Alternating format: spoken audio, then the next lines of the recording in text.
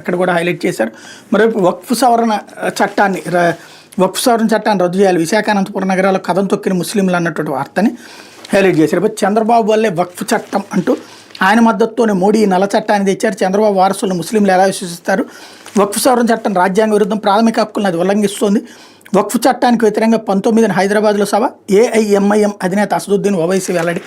అలాగే అవకాశ లౌకికవాది చంద్రబాబు ఆయనకు సిద్ధాంతాలు విలువలు లేవు, 2019 ఎన్నికల్లో ప్రధాని మోడీని ఉగ్రవాది అన్న నోటితో ఇప్పుడు పొగుడుతున్నారు. బీజేపీతో ఉన్నప్పుడు ఒకలా లేనప్పుడు మరోలా లౌకికవాదానికి అద్దం మారుస్తారు.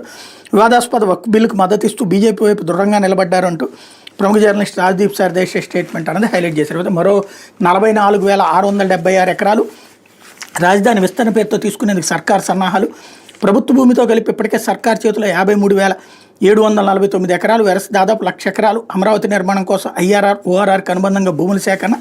అంతర్జాతీయ విమానాశ్రయం, స్టేడియాల పేరుతో తీసుకునేందుకు కసరత్తు. తుళ్లూరు, అమరావతి, తాడికొండ, మంగళగిరి మండలాల్లో మరిన్ని గ్రామాల్లోని భూములపై కన్ను. తమ జీవనోపాధికి ఎసరుపై రైతుల్లో ఆందోళన అన్నటువంటి వార్తని హైలైట్ చేశారు. పాత కుట్రకు మళ్ళీ